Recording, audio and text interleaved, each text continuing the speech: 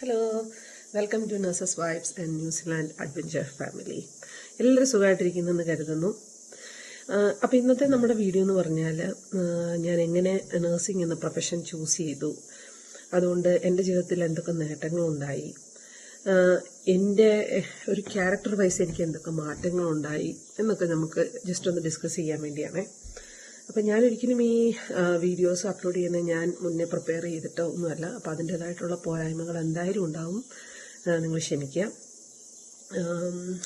അപ്പം ഇതൊരു motivational video ആണോ എന്ന് ചോദിച്ചാൽ അങ്ങനെയൊന്നുമല്ല കേട്ടോ. എൻ്റെ ജീവിതത്തിൽ നഴ്സിംഗ് എന്ന പ്രൊഫഷൻ കൊണ്ട് എന്തൊക്കെ മാറ്റങ്ങൾ സംഭവിച്ചു, ഞാൻ എന്തുകൊണ്ടാണ് നഴ്സിംഗ് ചൂസ് ചെയ്തത് എന്നൊക്കെ ഒന്ന് ഷെയർ ചെയ്യാവുന്ന ഓർത്താണ്. അപ്പം ഞാൻ നഴ്സിംഗ് ചൂസ് ചെയ്യാനുള്ള മെയിൻ കാരണം എന്ന് വെച്ചാൽ ഞാൻ എൻ്റെ സ്കൂൾ ഡേയ്സ് തൊട്ട് പറയുകയാണെന്നുണ്ടെങ്കിൽ ഞാനൊരു ആവറേജ് സ്റ്റുഡൻ്റ് ആയിരുന്നു. 10th പ്ലസ് 2 ഒക്കെ അത്യാവശ്യം ഒരു മാർക്കോടുകൂടി പാസ്സായി. അപ്പം നമുക്കങ്ങനെ അടുത്ത പ്ലസ് 2 കഴിഞ്ഞ് കഴിഞ്ഞപ്പോൾ പ്ലസ് 2 ഞാൻ സയൻസ് എടുത്തായിരുന്നു പഠിച്ചത്.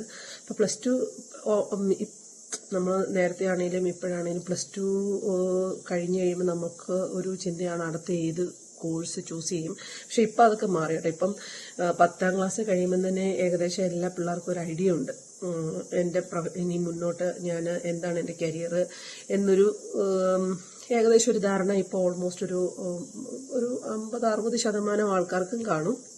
പക്ഷെ പണ്ട് അങ്ങനെയല്ലായിരുന്നു. ഞാനൊക്കെ സ്കൂളിൽ പഠിക്കുന്ന സമയത്ത് ആ ക്ലാസ്സിലെ പഠിച്ച് പോവുക എന്നല്ലാതെ നമുക്കങ്ങനെ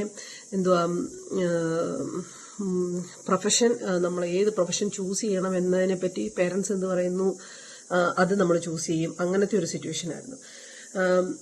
അപ്പം പ്ലസ് 2 കഴിഞ്ഞ് കഴിഞ്ഞപ്പോൾ നമുക്ക് അടുത്ത് പറഞ്ഞു തരാനായിട്ട് അങ്ങനെ ആരുമില്ലായിരുന്നു.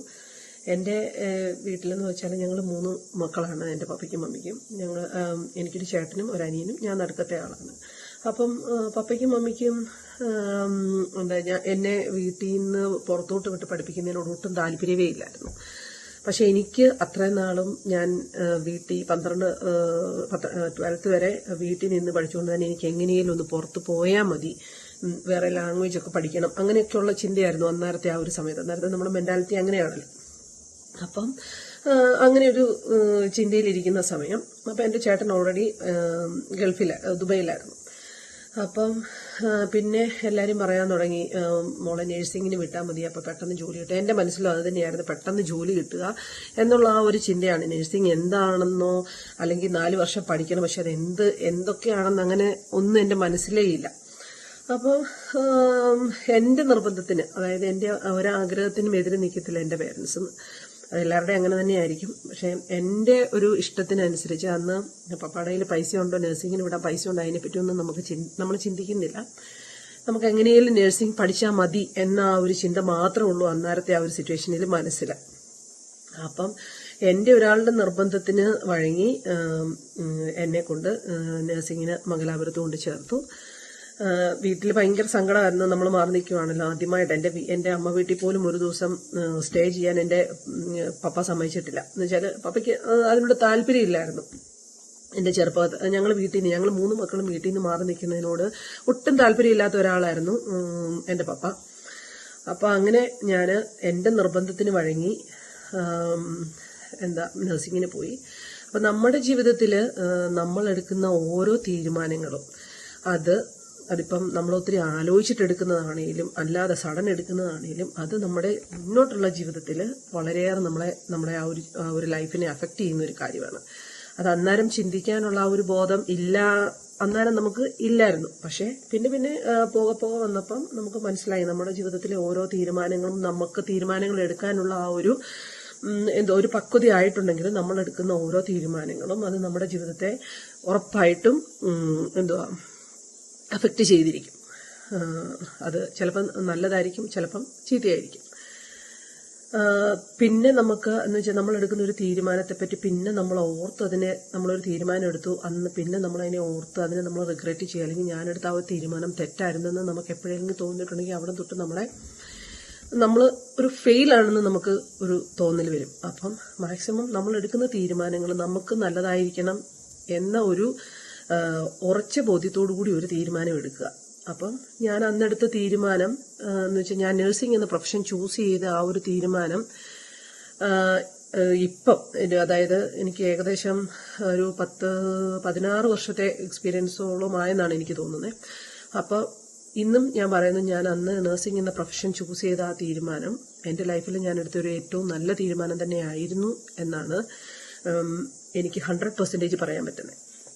അതിൻ്റെ അകത്ത് 1% പോലും ഞാൻ റിഗ്രറ്റ് ചെയ്യുന്നില്ല. അന്ന് ഞാൻ എടുത്തൊരു തീരുമാനം തെറ്റായിരുന്നെന്ന് ഞാൻ 1% പോലും റിഗ്രറ്റ് ചെയ്യുന്നില്ല. പിന്നെ ഒരു കാര്യം എന്ന് വെച്ചാൽ നമ്മുടെ പേരൻസിന്റെ അടുത്ത് നിന്ന് നമ്മൾ പിന്നെ ആ ഒരു 12th വരെയുള്ള ആ ഒരു സമയം മാത്രമായിരുന്നു എൻ്റെ പേരൻസിന്റെ അടുത്ത് എനിക്ക് നിൽക്കാൻ പറ്റിയത്. അത് കഴിഞ്ഞപ്പോൾ പിന്നെ അങ്ങോട്ട് നമ്മൾ അവധിക്ക് പോകുന്നു, തിരിച്ചു വരുന്നു, അങ്ങനെ ആ ഒരു കുറച്ചൊരു ഷോർട്ട് പീരീഡ് മാത്രം. അങ്ങനെ ഓർക്കുമ്പം ഒരു വിഷമമുണ്ട്. അല്ലാതെ നഴ്സിംഗ് എന്ന പ്രൊഫഷൻ ചൂസ് ചെയ്തതിന് പറ്റി ഒരു റിഗ്രറ്റും എനിക്കില്ല. ഞാൻ ഇന്നും അതോർത്ത് ഞാൻ ഹാപ്പിയാണ്. ഞാൻ സെൽഫ് പ്രൗഡാണ്. ആസ് എ നേഴ്സ് ഞാൻ ഇന്നും സെൽഫ് പ്രൗഡാണ്. അപ്പം അവിടെ 4 വർഷം മംഗലാപുരത്ത് പഠിക്കാൻ പോയി കഴിഞ്ഞപ്പോഴാണ് നഴ്സിംഗ് എന്താണ് എന്ന് മനസ്സിലാക്കുന്നത്.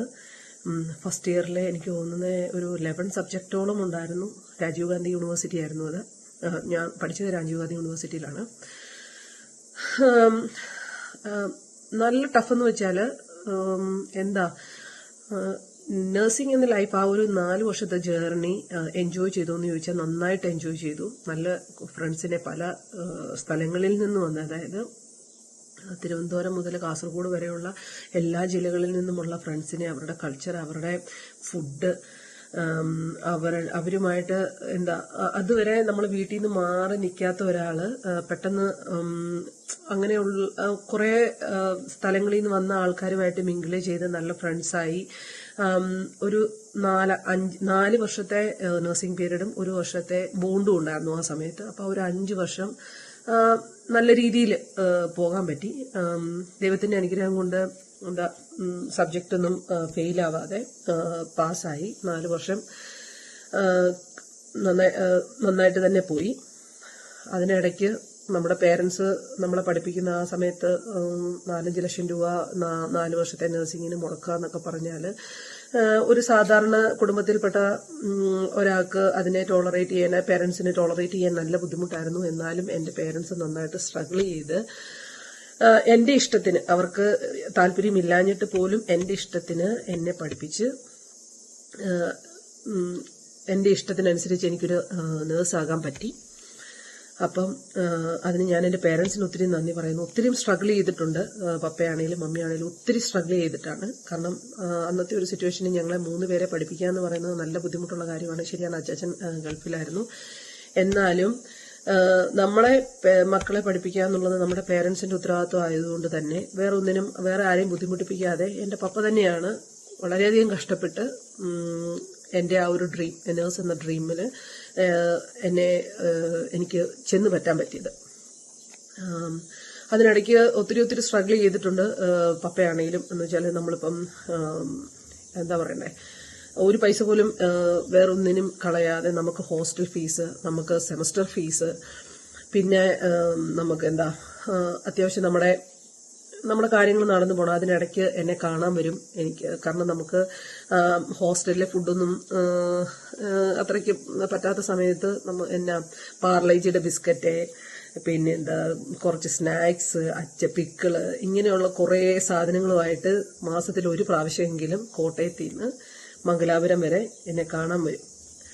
അപ്പോൾ അങ്ങനെയൊക്കെ ഞാൻ പിന്നെ അന്നേരമൊക്കെ ചിന്തിച്ചു, ആ ഒരു സമയത്തൊക്കെ നമുക്ക് വീട്ടിൽ നിന്ന് മാറി നിന്നതിന്റെ ആ ഒരു ബുദ്ധിമുട്ട്, നമ്മുടെ പേരൻസിന്റെ ആ ഒരു വില മനസ്സിലാകുന്ന കുറച്ച് സമയങ്ങളായിരുന്നു.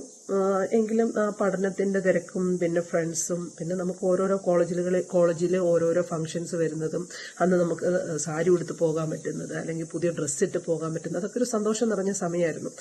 കാരണം വീട്ടിൽ നിന്ന് ഒരിക്കലും പുറത്ത് മാറി നിൽക്കാതെ വീട്ടിൽ തന്നെ പോയി വന്ന് ഒരു 12ാം ക്ലാസ് വരെ പഠിച്ച ഒരാൾക്ക് വീട്ടിൽ നിന്ന് മാറി പുറത്ത് നിന്നിട്ട് ഇങ്ങനെയുള്ള ഫംഗ്ഷൻസ്, അതിന് മുന്നേ നമ്മളങ്ങനെ അധികം ഫംഗ്ഷൻസ് അറ്റൻഡ് ചെയ്യാനോ ഒന്നും പോകുന്നില്ല. നമ്മൾ വീട്ടിൽ തന്നെ എന്തെങ്കിലും ഒരു കല്യാണം ആരുടെയും വന്നെങ്കിൽ പോകുന്നു വരുന്നു അല്ലാതെ നമ്മളിങ്ങനെയുള്ള ഫ്രണ്ട്സുമായിട്ട് ഇങ്ങനെയുള്ള ഫംഗ്ഷൻസ് ഒക്കെ അറ്റൻഡ് ചെയ്യാൻ പറ്റുന്ന ഒരു കാലഘട്ടമായിരുന്നു ആ 4 വർഷവും, പിന്നെ 1 വർഷത്തെ ബോണ്ടും.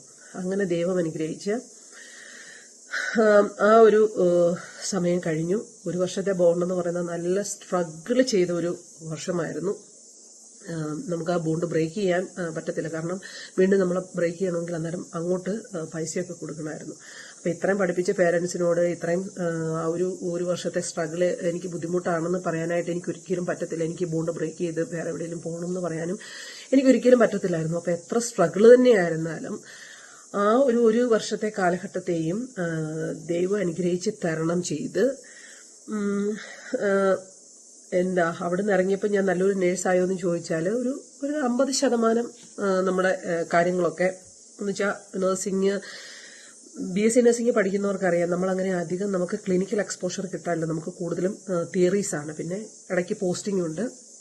അത് പല സ്ഥലങ്ങളിലായിട്ട് ഞാൻ പ്രൈവറ്റ് കോളേജിലായിരുന്നു പഠിച്ചത്. അപ്പം നമുക്ക് ഹോസ്പിറ്റലുണ്ടായിരുന്നു, എങ്കിലും നമുക്ക് മറ്റേണിറ്റി, സൈക്യാട്രി ഇങ്ങനെയുള്ള പോസ്റ്റിംഗ് പല സ്ഥലങ്ങളിലായിരുന്നു.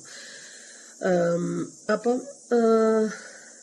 നേഴ്സിങ്ങിനെ മൊത്തം പഠിച്ചോ എന്ന് ചോദിച്ചാൽ, അല്ലെങ്കിൽ എല്ലാ കാര്യങ്ങളും അറിയാമെന്ന് ചോദിച്ചാൽ ഇപ്പോഴും അറിയത്തില്ല.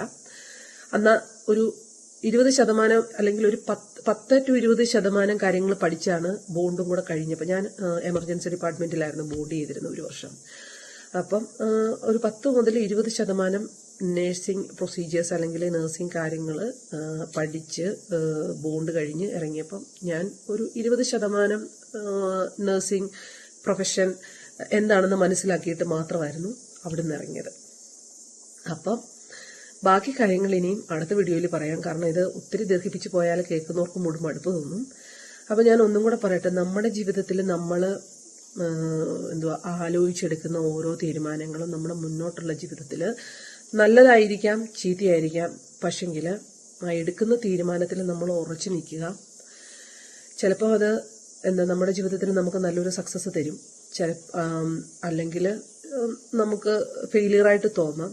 മാക്സിമം അത് ഫെയിലിയറായിട്ട് കരുതാതെ, എന്തു തന്നെയായാലും നമ്മുടെ ജീവിതത്തിൽ അത് മുന്നോട്ട് ദുഃഖം തന്നെങ്കിൽ പോലും അത് നമ്മുടെ നല്ലതിനാണെന്ന് വിശ്വസിക്കാൻ പറ്റിയാൽ അത് നമ്മുടെ ലൈഫിൽ നമുക്ക് നല്ലൊരു സക്സസ് തരും.